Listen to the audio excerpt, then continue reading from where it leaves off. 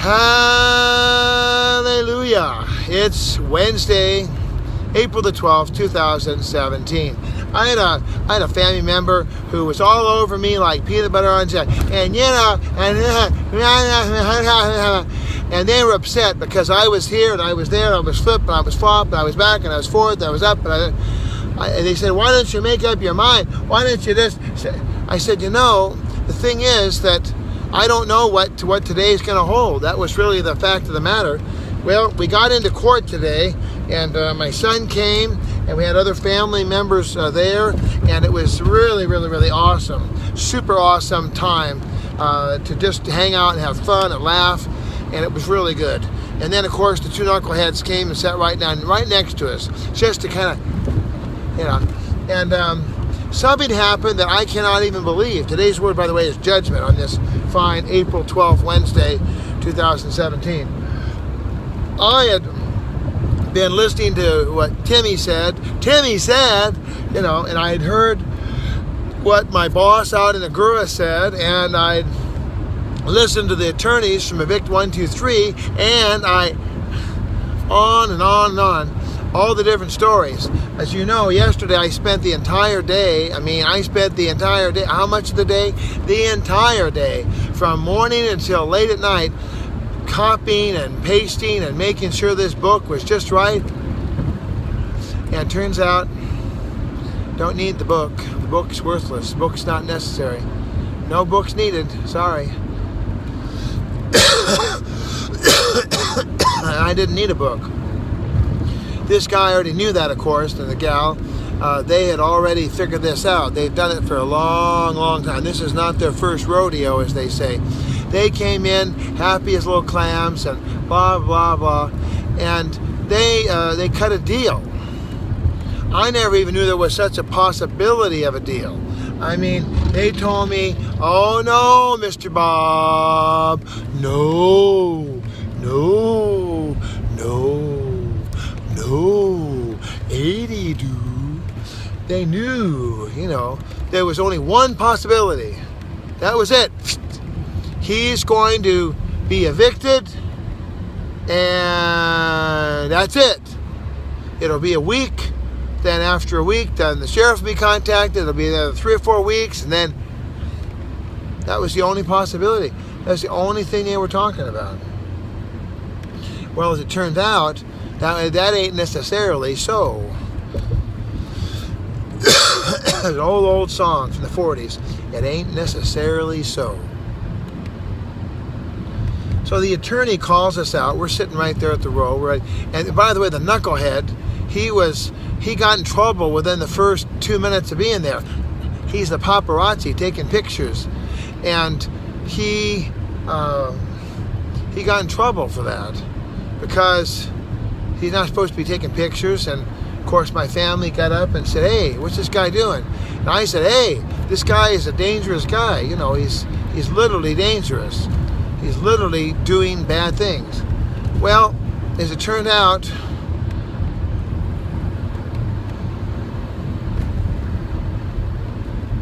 the bailiff quickly took care of that. Then later on, the bailiff went out again because he was yelling, and the guy is just seeming like he's a magnet for police activity.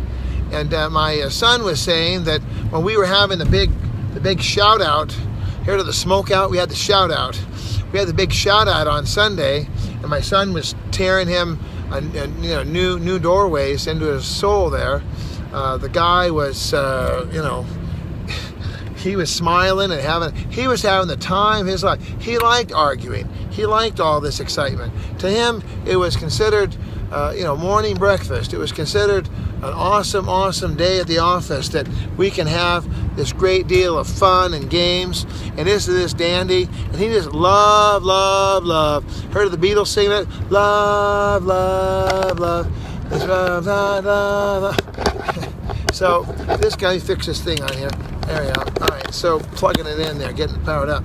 So he seemed to really like the drama and attention. Well, as we speak, he's gone.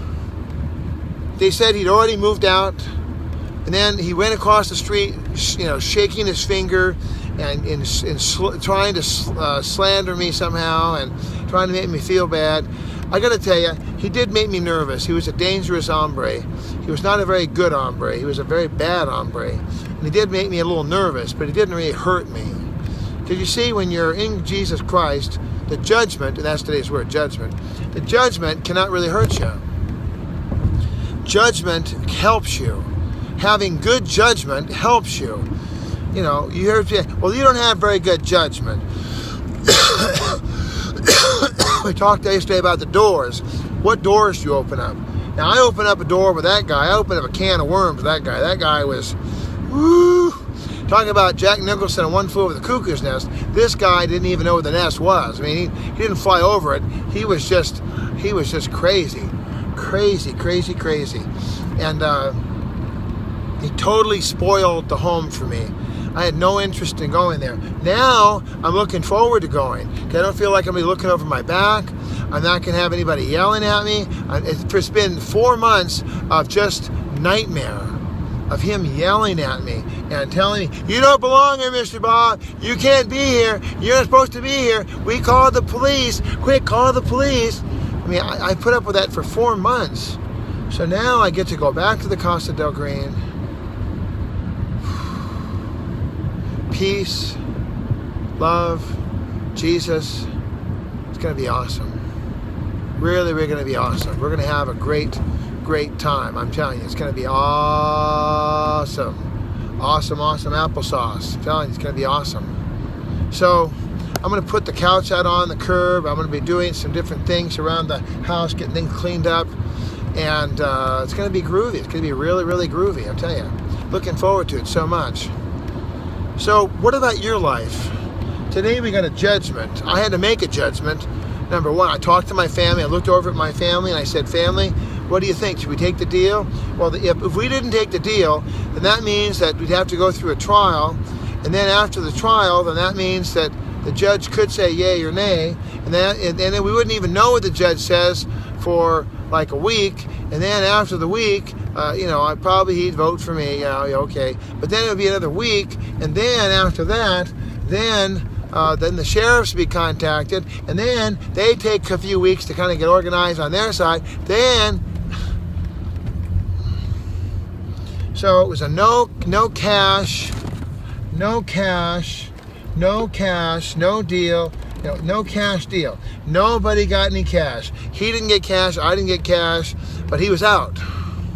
So it seemed like a pretty good deal because he's not going to run up my utilities anymore. He's not going to be doing any nefarious activities around the house. So it's a pretty good deal for me. So I'm going to go right now. I'm going to go ahead and get the things done in the house that I want to get done. And I'll make things pretty so that when the lady comes by to take a look at the house today, that she will have a nice house to look at. I'm going to be talking with our realtor, Jane Parsons, from the Parsons Keller Williams group. And should be a scene, man. Should be a scene. It's going to be awesome. And I'm going to be able to get rid of some old junk, and it's going to be really, really groovy. I'm really excited about what God's going to do today. Right now it's about 1:27, so 2, 3, 4, 5. If I work 4 good hours, I should have the house all straightened out. I just have to get rid of stuff as fast as possible, and I'll be breaking things up and putting things in barrels. And of course I've got all my stuff over at Billy's, all the cans over there, and then I'll be coming in on Thursday to take the cans out and put them out. It's going to be a really exciting time to get the house clean. I'm talking clean. It's gonna be. I want to sing a song. I'm so happy. Clean. I'm Mr. Clean. Hey. So, thank you for all of you who prayed. My brother Tim and I, we were praying, and I was praying, God, I pray there's some way. I was hoping for like a 48-hour move out. I was saying, no, we're gonna do this. We're gonna see them, get into the judge, and we're gonna tell him. And Well, nobody even said anything about this. That there could be just like a little, come over here, and within minutes, we just cut a deal, and that was it. Now, I could have been a real problem. I could have made bad judgment. I think it would have been bad judgment to have said to everybody, said, well, you know what? No, I want to go to trial. I want to have my pound of flesh. And that would have been just dumb because of the fact that I would have been paying utilities for another 30 or 40 days. I would have had to go through this whole... Why? You know, we got out of there quick. So I'm going to be sure to call 123 Evict and tell them that I'm disappointed in the fact they didn't tell me there was another option. There's like, now that's what we were talking about yesterday. It was about doors. Now, I knew about one door, and then there was another door. You got two doors. Two doors. Door one, door two. You know, tell them what they want, Merrill, you know. And no, there was the third door. I didn't know there was a third door. There was the door of the deal. But see, I think that Mr. Camperman there, he knew about this deal thing. He's cut the deal before. He's like, you know what? We're just going to cut a deal. We're just going to get out of here quick. You know, we're ready to go. So, you know, and he just cut the deal.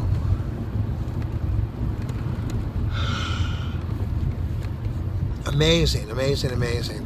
Very, very happy with the fact that we got that deal cut. I'm glad that I made the right decision. Of course, I trusted my family. I said, here, family, what do you think? They said, take the deal. I said, okay, we're taking the deal. You know, so that's part of it too, is that in judgment, you can either decide, well, I'm going to do it my way or the highway, you know. Now, I don't always agree with my family's judgment. For instance, Mr. Idiot, he broke some of the lattice on my fence. He just busted it up. Well, I don't want my fence to be all busted up. So I'm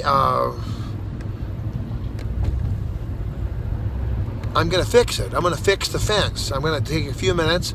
I'm going to work on the lattice work. I'm going to make sure that it's appropriate. I'm going to fix that lattice work. I'm going to fix that problem so that it's right. You know, that's what I'm going to do. And that'll be it. You know, I'll just fix it up and it'll be all done and no worries, you know. I'll be making other judgment calls. Kenny wants to hire some of the Home Depot guys. I don't know. I don't think I've ever done that. So that might be an idea. It might be helpful to have a little tiny staff.